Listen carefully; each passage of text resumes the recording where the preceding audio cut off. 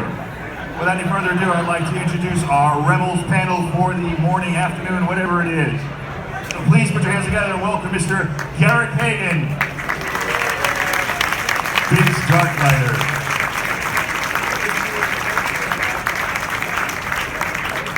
and fellow Yavin pilot, Mr. Jack Klaff, Red 4.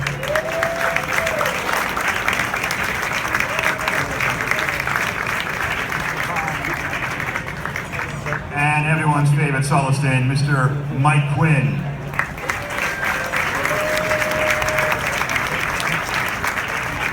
And let's make it for a big cheers for Mr. Peter Mayhew.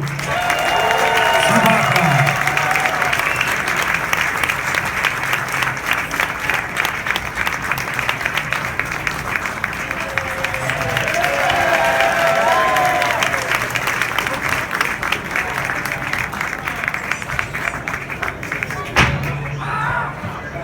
Check.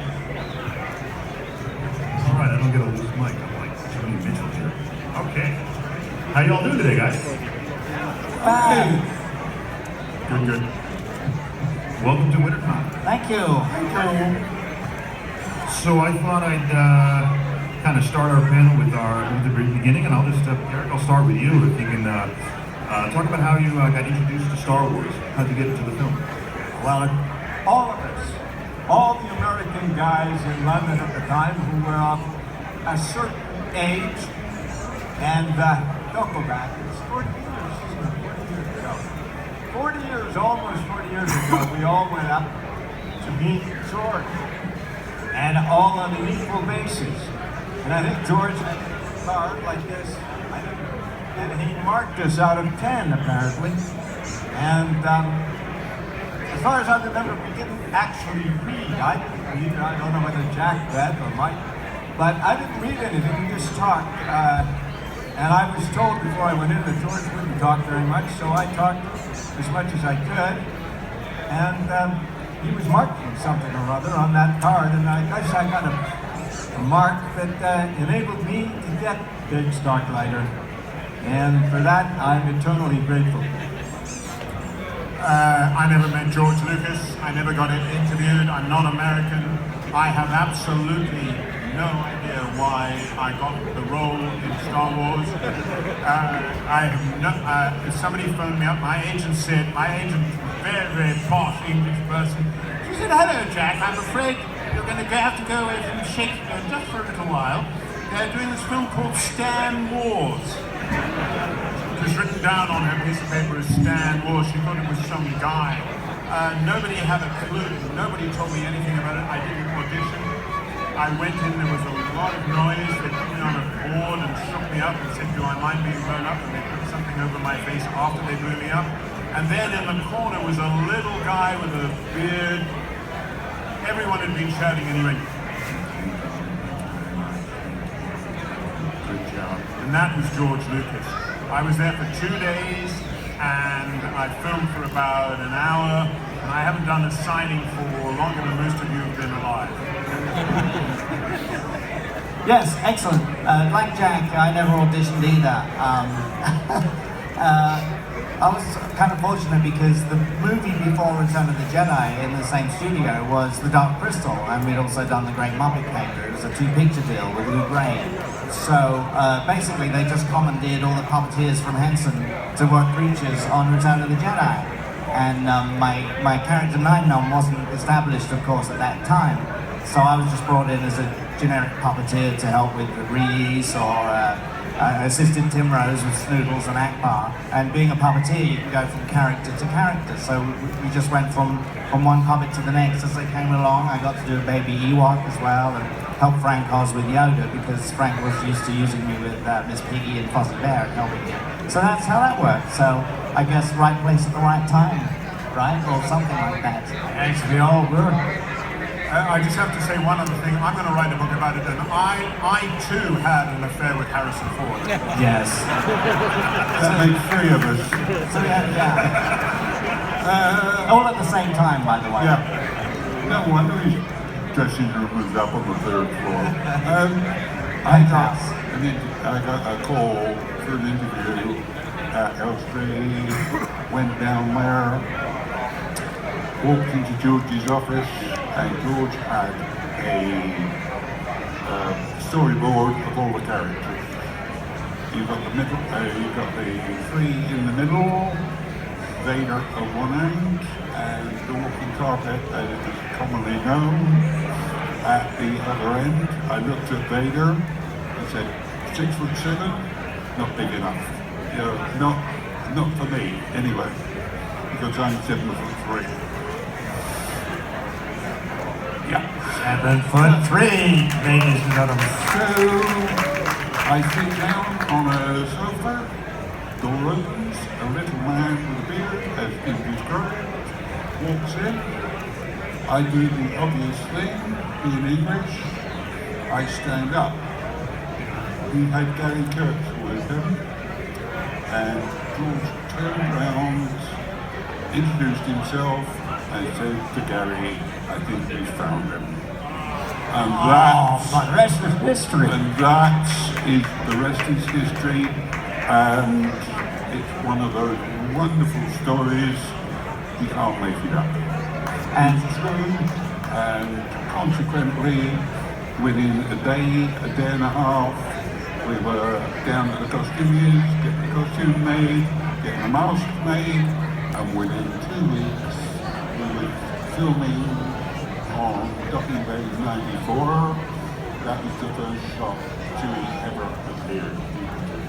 So that is, you know, and the rest is history. And consequently, it's going to be 40 years next year, and we're going to enjoy it. And one of my favourite things about Chewie is seeing Peter's sparkling blue eyes. That's one of the things I love to see on screen. So. Blue Eyes is back. I must tell you, I sat down and one of the assistants here, thought that I was Chewie. He said, hello Chewie, and I had no idea what he was talking about. This wonderful gentleman here said, I should have said, I'm not Chewie, I'm Crunchy. So I'll open the next question to any of you. You guys have any good Star Wars story sets? Oh, Star Wars story is a good one. Well, where from? Like what point? I'd rather No, I want to give you guys a good anecdote. Or, I specifically asked Jack Klaff this about an hour ago. He's like, I've got good ones. And the first thing is, this is a weird thing, but I actually teach storytelling, believe it or not. And one of the things that is helpful, because I had such a tiny part in Star Wars, is to talk about story itself. Because one of the great reasons why this has been so successful is it is modeled on old myths. The mythical structure which George Lucas discovered had been used in movies, of course, in westerns and so on, but story itself is celebrated by Star Wars. So that's my first story, is the fact that if I'm telling stories and I start with the fact that I was in Star Wars, it's a good way in. I think going back to Docking Bay 94, Jabba was a big Irishman because they hadn't found anything on the computers that they could create to make him look like Jabba. It wasn't until the special edition came out that you actually saw what Jabba looked like. And Declan Mulholland was his name. He used to come to conventions, and his title was the only man to be filmed in Star Wars and never to appear. So, you know, it was a wonderful storyteller again. He was just remarkable. But, you know, with so many stories, especially if you go, alright, we're dealing with Star Wars, you deal with all the other stuff of Empire and Jedi.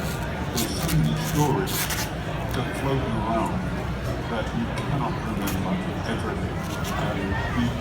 You can only be in a certain place at a certain time. That way, everybody has a different story.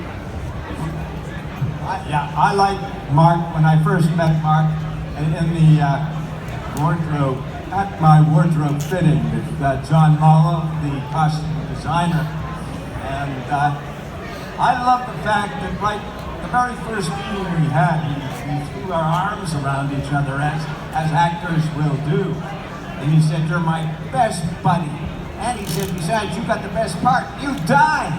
And I thought, wait a minute. We had no idea that the film would go on to the history that it has now. And I thought death would have been a good thing at that point, because when you die on film, you get a lot of camera coverage as the camera zooms in and everybody cries. And that was my initial meeting with a guy that has remained a friend right up to this time. And I just saw him earlier this year at Celebration, and it was wonderful. And he said again, and he didn't realize he was repeating the line, but he said again, "I asked for you guys to be in The Force Awakens." He said, "Oh no, you couldn't have been. You died." So, this has remained my theme song. Well, let's see. I remember, one of the first times I worked with Harrison Ford was when he was coming out of the dungeon, I guess, after he'd been awakened from and I think I was working a tentacle that grabbed 3PO or something through. No, that was the monster. It was the Minox. Is that what they were? Yeah. Well, down in there was like a little gutter in this passageway, and it was filled with water. And of course, I was a 17-year-old Star Wars fan myself, working on set, so that was amazing in itself. But then out steps Harrison in his Han Solo outfit, and of course, I was completely intimidated. And I just said, "Hi, Harrison, good morning," step back, and put my foot into this gutter full of water, my shoe filled up with water, and I'm thinking, do you think he noticed? If I just act cool, perhaps he won't even notice anything. But he may have done, I don't know, but I think he was a gentleman, and he just smiled and said, "Hi, morning," and it was very nice. So I think I got away with that one. But let's see. Now, we've all been in, we're all pilots, and talking about the X-Wing, or the cockpits. Now back in the original movies, they were all rocked around by stagehands, weren't they? Yeah. We were just on like a gimbal, and they'd rock us around. Now I got slightly motion sick in the co-pilot seat because I couldn't see out. I was underneath the puppet, so we're looking at a TV monitor. So it was like being in the bottom of a ship at sea. It was the worst thing ever. That's a real admission that the X-Wing pilot gets motion sickness. Yes.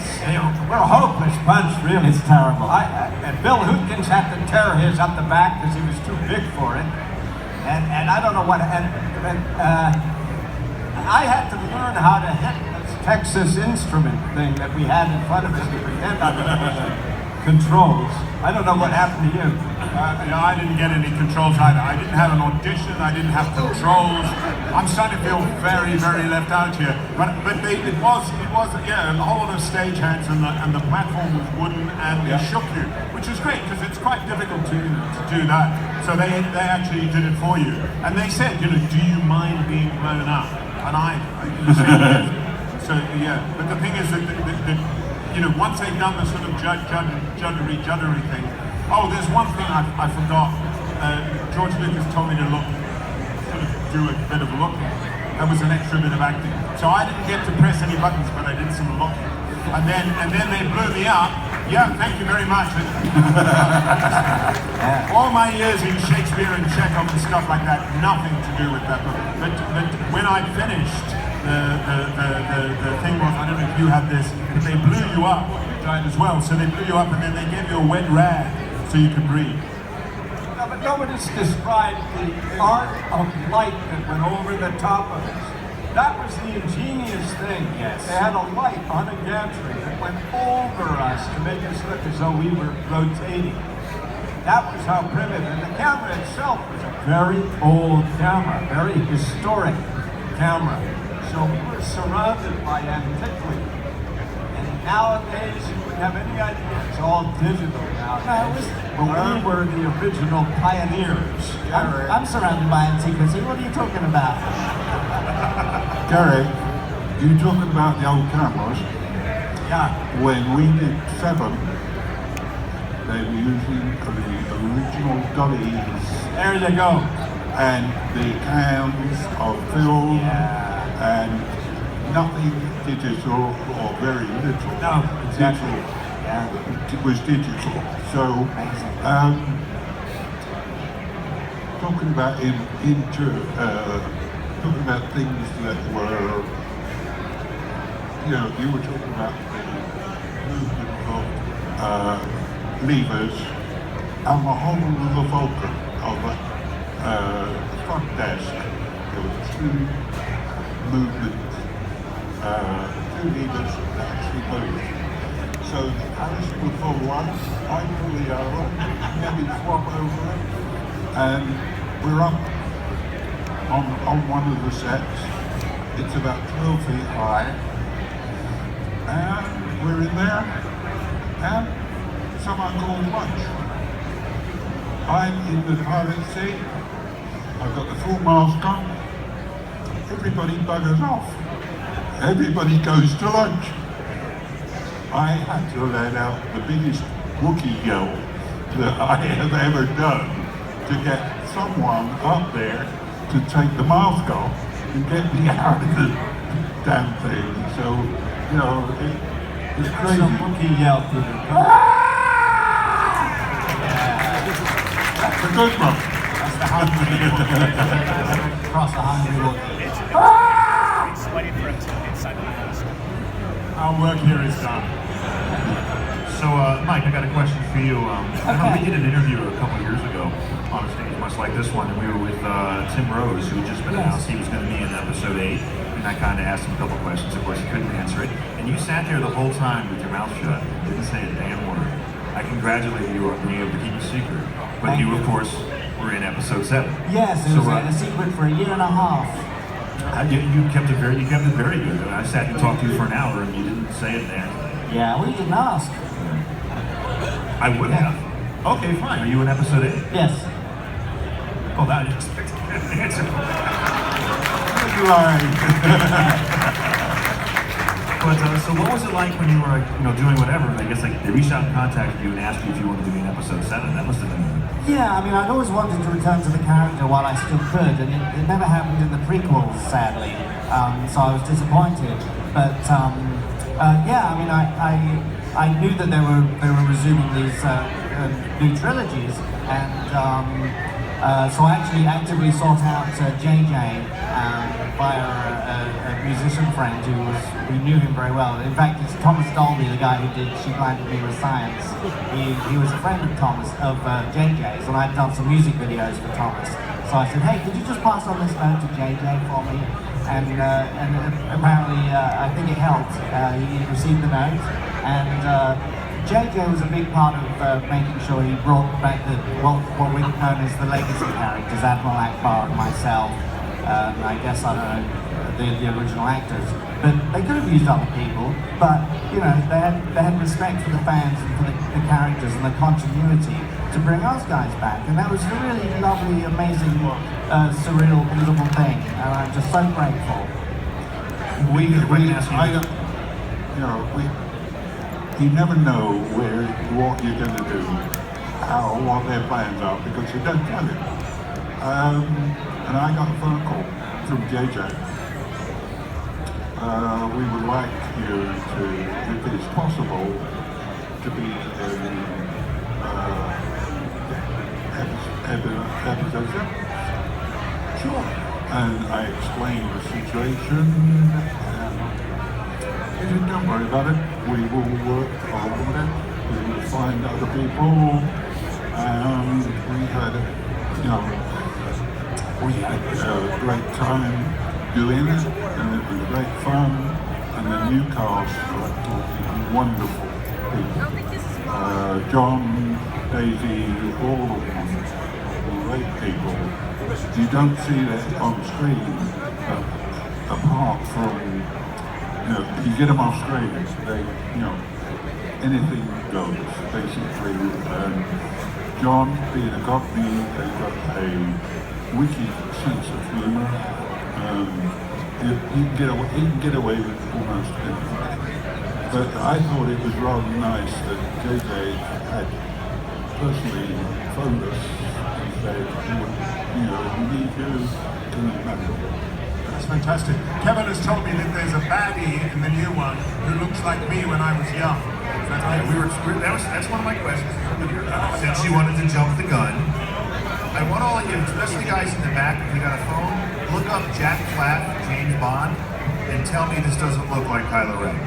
I mean, look at that. So I'm thinking like you were on the Rebel base when Carrie Fisher was on the Rebel base. He don't look like Harrison Ford. Is it in the book? Is it in the book? No, it isn't in the book. All right, but so There's a character in there that looks like me in the new film, apparently. Oh no, in Rogue One. Rogue One. We're not allowed to talk about Rogue One. Yeah, Rogue One, and it looks like me. Way I do now. No, it's a guy with a mustache, and he is apparently Biggs running around in Rogue One. He's got like the 70s haircut too. But Diego Luna is sporting a mustache in Rogue One, and I wish I looked like Diego Luna. Anyway, you're all waiting for Rogue One. When does it come out? It comes out in 2 weeks. It comes out on the 15th. Fantastic. You want to go see it with me? No, I'm just kidding. I said you want to go see it with me. But, actually we were talking just before this panel. I pride myself on knowing a lot about Star Wars, but this was a piece of trivia I didn't know. You said that Biggs was originally going to be a bad guy. Oh yeah, but it goes way back to one of the early concepts. I think Biggs went through a lot of transitions in George's mind. Yeah, I wish I knew where George got the name Biggs. If anybody knows, you can tell me. Huh? Well, I have a very dear friend called Anthony Biggs who runs a theatre. His father and his grandfather and his great-grandfather, Biggs, they were all admirals in the Royal Navy. Well, that may be. I never met them. Well, I gotta write that one. I don't know about George. That's great. I'll carry that with me. But Biggs was also a kind of younger brother to Mark, to Luke. And there's a scene in one of the earlier scripts running around giggling like a couple of little kids. And, but don't forget, Star Wars was eventually, he was called Luke Star Killer. George had a lot of different concepts right at the beginning. I'm glad I ended up on the right side. So, away with Biggs. That's why I have this kind of oxymoron as a name. Dark from my early history and lighter from my the history in which you all saw me. Well, I was going to open it up to any of you guys want to talk about some upcoming projects or anything like that. Mikey specifically, we talked about earlier today, want to talk about some upcoming events. Well, let's see, I have a production company, so I develop a lot of my own projects. I have some short films on characters I want to build, puppet characters, things like that. So I spend a lot of my time in my workshop.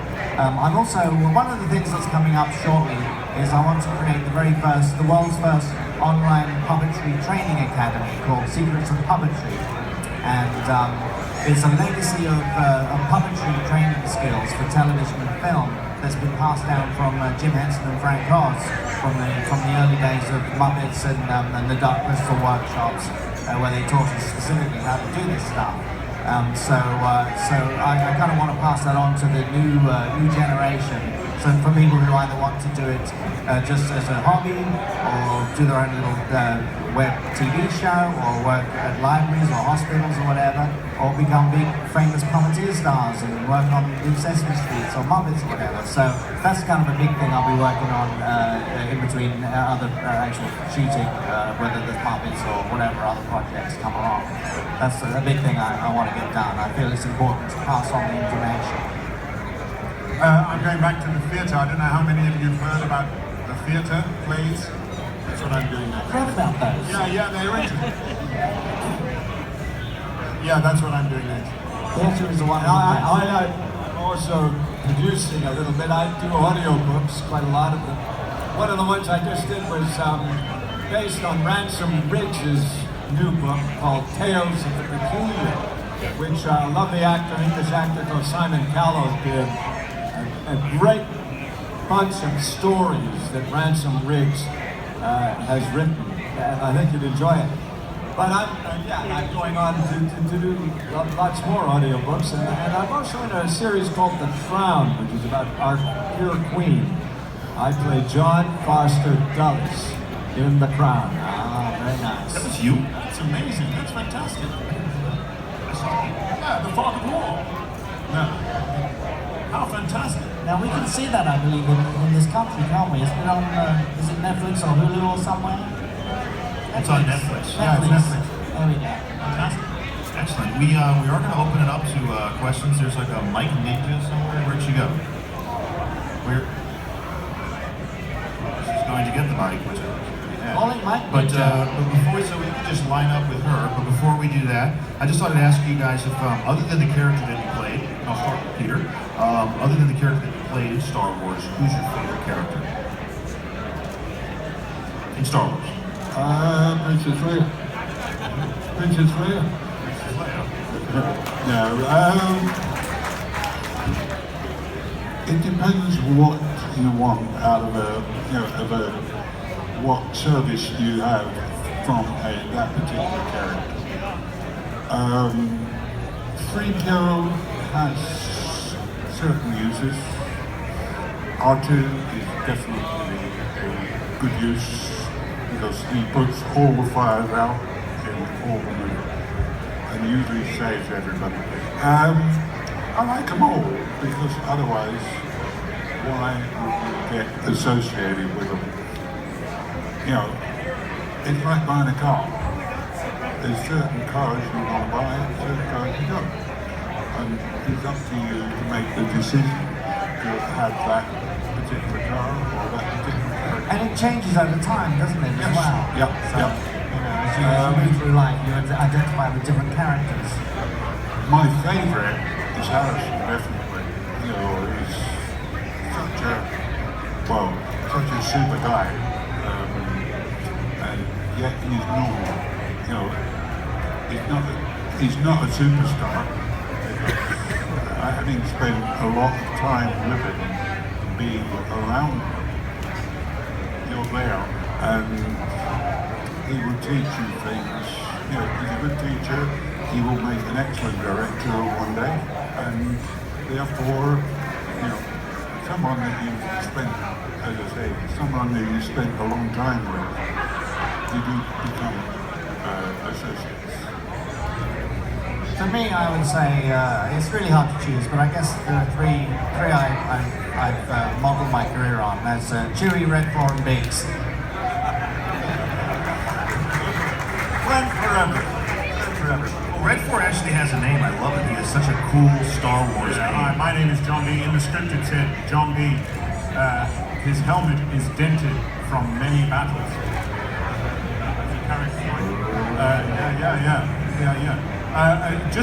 My favorite is Darth Vader. And I tell you why. I speak a little Dutch, and Vader means father, so the clue's in the name. And the fact, in terms of storytelling, that happens, I think that's really brilliant. Can I tell one quick story about Harrison Ford? No. Listen, I'm really obedient. You know, we people who have many battles, we obey orders. So Harrison Ford was starting out as an actor, and the studio executive came up to him and said, "You piece of shit, you gotta take attention, you gotta pay attention." So when I was starting out as a producer, I saw a guy come onto the street, it was Tony Curtis. He came in, he was just delivering oranges, and I said to myself, that guy's a star. And Harrison Ford said, "You should have said to yourself, that guy's delivering oranges." And he said much later he did become a star, and he got a note from his producer saying, "Very pleased for you, congratulations, I was wrong, you were right." And Harrison Ford looked up and he just saw grey suits. He couldn't recognize the guy.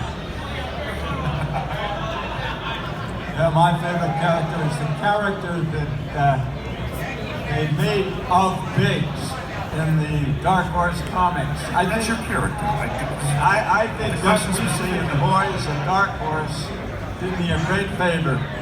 They gave me legs I could show off, muscles. They gave me a profile to die for. That's my favorite. So you're a big Darth Vader fan, because you're the only actor in cinema history that was killed by Darth Vader and James Bond. That's right. Oh well. That was his character. I was also on radio and on TV in a Sherlock Holmes, and I played the same character in both. So it's nice when those kind of things happen, little coincidences, things like that. I'm the only person to be killed by Darth Vader and James Bond. How cool is that? Fantastic. I'm gonna tell everyone over supper tonight about that. I looked it up. Supper, thank you. So we're gonna take our first question, and if it's a good question, I'm gonna give you a Battle of Yavin 40th anniversary patch. How about that? But it's gotta be good. If it sucks, you don't get it. My question is for Mr. Mayhew. I was wondering, how long did it take to get into costume and makeup? And was it difficult to wear? Can you say that again? For Mr. Mayhew, how long did it take to get into costume and makeup, and was it difficult to wear? Length of costume, maybe 15 minutes. By the time it was a one-piece suit with a V-type underneath, a pair of boots and a mask. So you put the suit on, go into makeup, put dark eyeliner around, and because my inside of the mask was a face cast of my own face. Consequently, it fitted really tight and they had my own eyes, so it was just a question of Velcro up at the back. And by the time everything else was done, you couldn't see the drawing. So 15 minutes, that was beard. Was it difficult to wear? No, because it was mohair. It was a knitted mohair suit. It got a bit sweaty and nasty, but that's what you use fans and cooling agents for, to keep you cool. It was no worse than 3PO or Vader's, because Vader's was wool and leather, 3PO's was a metal suit, so you could not move hardly at all. I must just tell you, because we've all had this. If you have a face cast done of yourself, it's really not that pleasant, because they cover you over and they cover your nose. And the only way you can breathe is through your mouth, and it can be a very claustrophobic feeling. So you're absolutely right. It does take it out of you. Depends who's doing it. I know, I mean it seriously, because Stuart Freeborn did my face cast. And he said that you keep your eyes closed, because we are going to cut them out and put your eyes in there. And it was just like going to the dentist and having a denture made. Slap it on, let it harden, and then work on it. It's interesting. It was interesting to see, and getting it done by Stuart, who is was number one man in makeup, was really nice. You know, he had an old barber's chair, sat back in that, and thoroughly enjoyed it. And then as he put the past of the gun job, it heated up, and you could feel it like turning an oven up. It got really warm. Anyway, next. Wow, we have a lot of questions. This is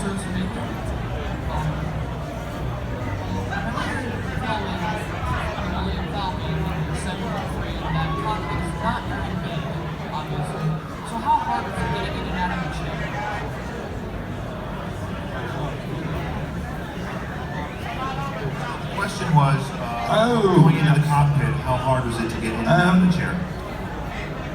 Fortunately, when they built it, they put racing car seats in. 1973, I was told. Yes. Racing car seats in that slid back.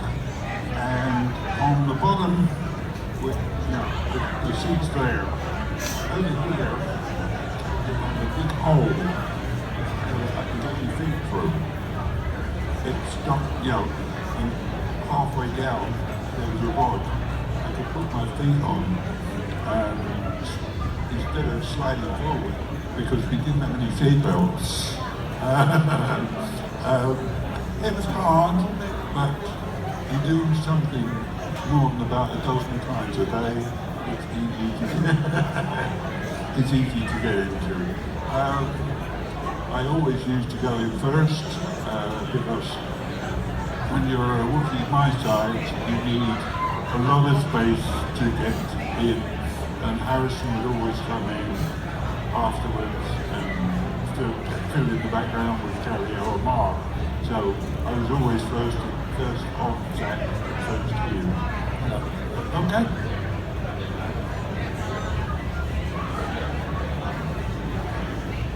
Hi, my name is Michael from Queens. I liked it when you talked. Yeah. Me too. I want to thank all you guys for coming out. Thank you.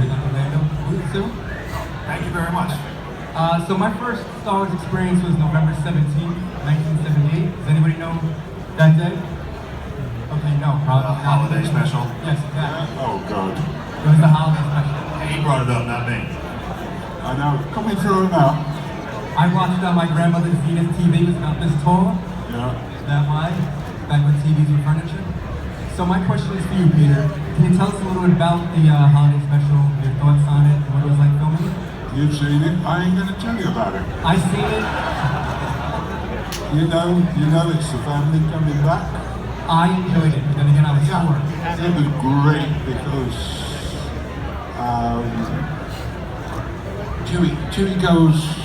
Chewie takes land back to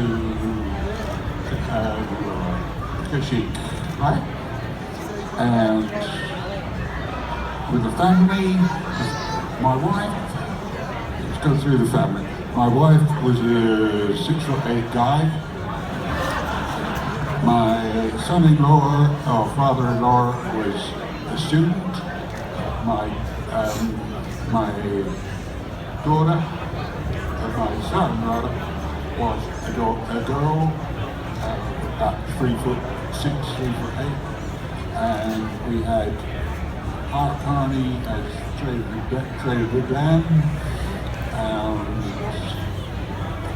the Arthur was the video where she's cooking in the thing, and suddenly 6 albums turn out, and Paul Marwan didn't know what the hell was this. And it was great. I enjoyed it.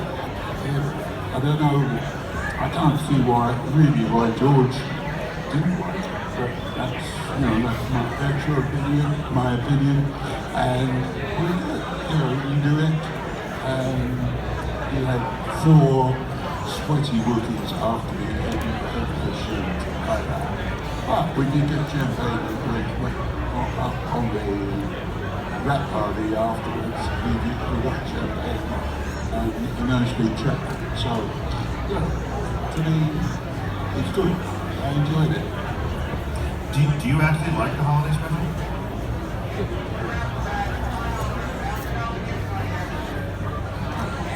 I kind of have a funny story with it because I remember as a kid and I liked it. I saw it that night too and I thought it was good. I hadn't seen it in 30 years. And then Angie Mayhew, Mrs. Mayhew, Peter's wife, she had a copy of it, someone gave it to her. And I said, I hadn't seen it in years, I liked it. She's like, it's terrible, watch it. And she gave me the copy and I said, it's terrible. No, your acting is great though, brilliant. Next question. I have a feeling it's going to be a Wookiee question. What do you think is a Wookiee question? This question is for all 4 pilots. When you're filming in the cockpit, I know everyone just see mainly your face. Did you ever wear pants? Or, I mean, like X-Wing pants? Or did you ever wear like sweatpants? Or pajama pants? Or nothing? No, we were completely naked. All right. Boy, well, Now you've got a great mind. You know, Are you I never thought about that question. So you gotta be comfortable, right, with flying? And I think I was costumed from my feet up. They didn't want to see me on the set without my full Rebel pilot costume. You have to know that at that time, we were, you know, there's global warming now and climate change. In the 1970s, everyone said there was going to be an ice age. And we were filming in the middle of the worst drought. Do you remember that drought? It was, you know, we weren't, it was the first kind of big, you're not allowed to use your hose pipes. So what I'm trying to tell you is it was really hot. But we were costumed up, top to toe. And just a quick story about John Wallow, who was the costume designer. I met him at one of these conventions, and I was in another movie he designed Gandhi, and I was in a film called King David that he designed. So I went up to him, "Hi, John, how are you doing?" And he said, "Oh, yeah," and I said, you know, and I just suddenly said, I blurted out, "My God, you won 2 Oscars." He said, "Yeah, and here they are." And he was sitting there with his Oscars. I guess somebody was going to sign them. But one of the most remarkable things I thought when I looked at him was he turned around, and it was mainly Star Wars, and I thought, this guy designed all the things that so many people are wearing. It must be an extraordinary experience for him. Anyway, we were top to toe. Yeah, that John Muller was incredible because I talked about when we went to the wardrobe fitting, he was picking out the costume for Biggs on Tatooine, and it was just at random. You know, I had talked about wearing a cape when I was doing a film in Morocco for 6 months, and lo and behold, out came a cape. Then we had the Russian jacket, you know, a Russian shirt, and then because this was all costume stock from Angels. And then the leather pants. He put together a costume for Biggs on Tatooine that was absolutely phenomenal. And I liked that particular costume, and those particular scenes on Tatooine very, very much as a result. And the little model was the model. So yes, of course, for Nien Numb, he is a one-piece suit. It was redesigned by Michael Kaplan for The Force Awakens, but it is still a one-piece suit, so you have to wear the whole thing, including the boots, whether they're seen or not. Now, of course, you know, when we're doing shows like this in England, we'll sometimes swap packs just to see how they feel. Tonight we have I think I have a 30-minute booking. Well, with you. We go to the party, and sometimes I swap with your wife. Okay. Ooh. This is the first I've heard of this. She's right there too. I'm not sure what to say. Yes. Peter, did you get the chance to ask the question? Nope. No, Peter hasn't asked the question.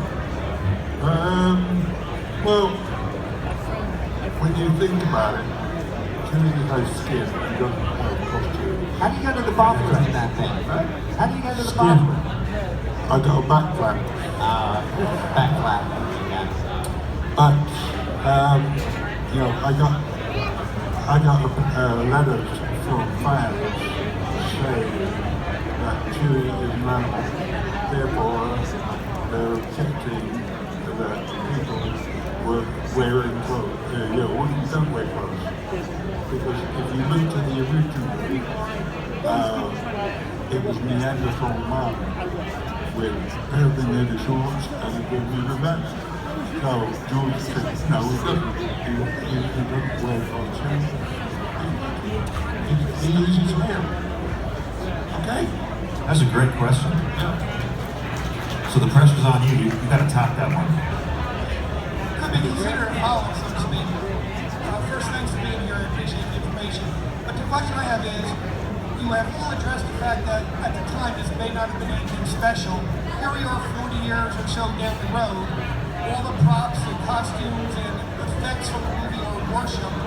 At the time, were you able to keep any of the uniforms, or were you able to keep pieces, or was it all returned? And did it at all matter to you because it was just another movie? Yeah, you hit it right on the head.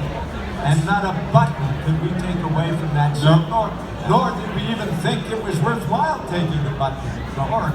At one time, somebody told me that they had found a bit of my helmet And one of our organizers called Jason Joyner set it up in a convention, a little piece of my helmet, and in a sort of a shrine. It was like he found the shrine of Turin.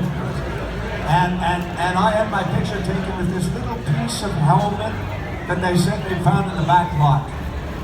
Well, at the end of the day, somebody came up to me and said, Garrick, you were had. That guy is a prop maker.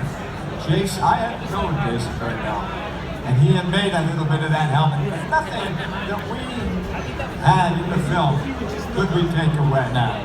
And they like to hold on to things for museum exhibitions or reference in the archives as well, or for photographing for books. So we're never allowed to remove anything anyway. Yeah. 77, that was still a concept to think it was. It's only recently that the collector's market, that's right. prop started. That's right. Or, so the fact that they had the foresight to think about the future is interesting. You're rubbing salt in the wound, my friend. You're rubbing. There's a little doll that high of my character, and my son and my daughter, who are all grown up, they pose with this little version of their dad repeatedly just to take the mickey out of me. It's very cruel. I was moving one time and I was clearing up my stuff and papers and so on, and I found the original script. Not the whole script, just my sides about John D. and the many battles and all that. So I do have that as a relic. Any offers?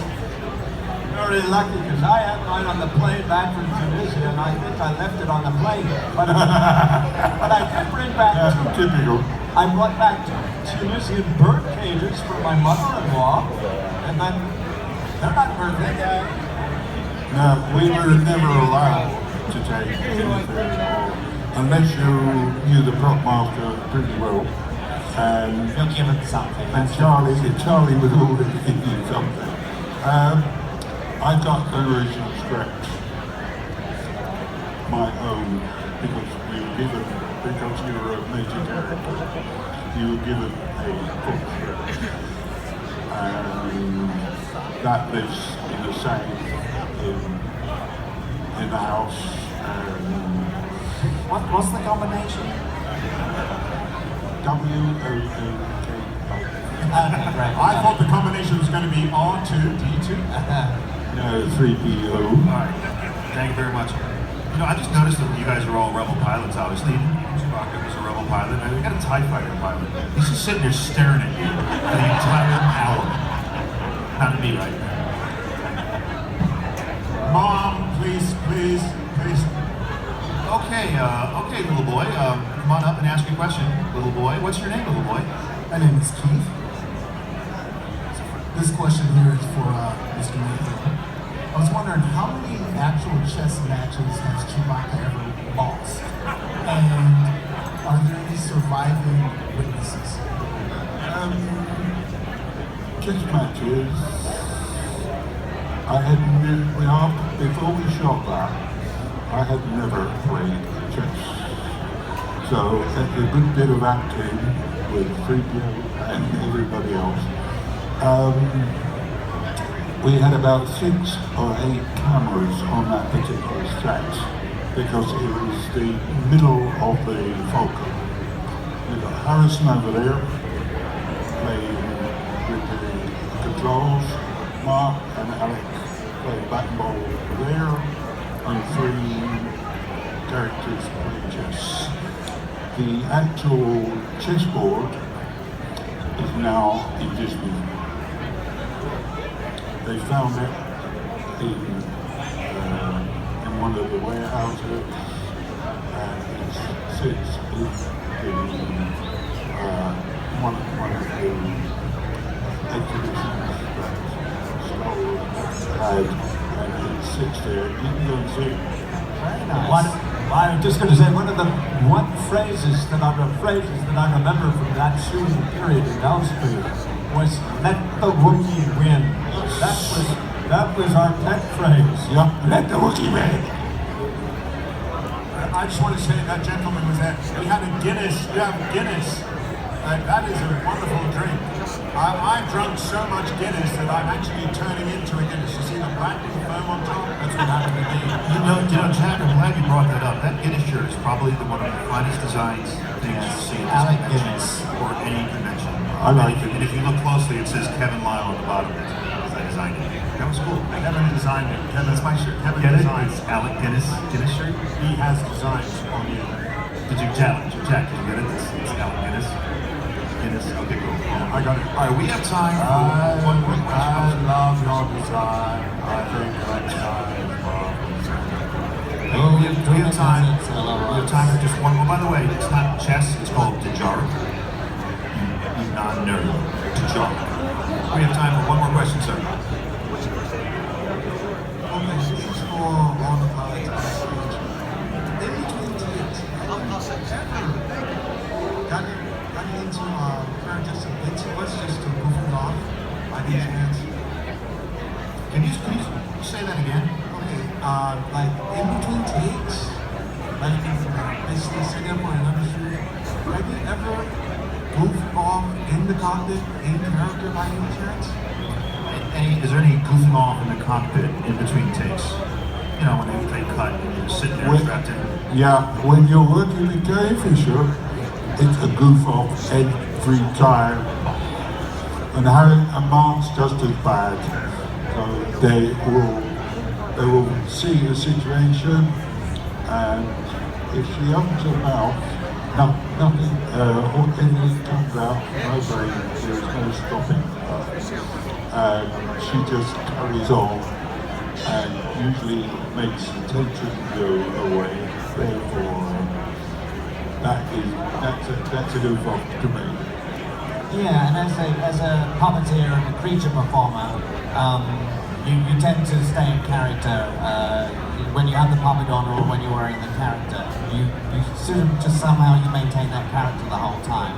So there are lots of opportunities to well, the thing is, you know, the character can do stuff that you can't do as a human. You know, you can be insulting and say rude things and act drunk or whatever. So it's a wonderful opportunity to bring out that other part of you that otherwise can't come out as a human being. So yes is the answer. Well, no, it's actually because I think George just said to me, do you know all the lines? And I said, yeah, I know the lines in order. And he said, well, yeah, just do them one after the other, look around the sky and that's what I did. So there was no time to goof off because I probably, Jack was waiting up for the heat and he was ready to come on next.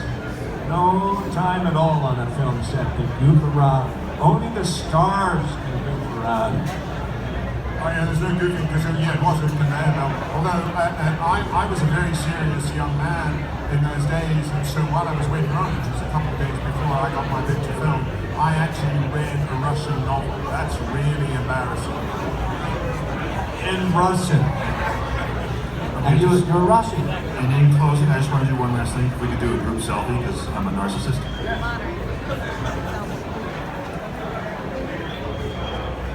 Okay, cool. You can pay us later.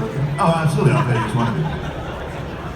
I certainly will. But before we end, I just want to let you know that the Saber Guild would like to induct Mr. Mayhew into their organization if they can come on up. Oh wow. We're going to have a huge group of Sith and Jedi coming up here. One who looks suspiciously like Jack Klaff. Watch it.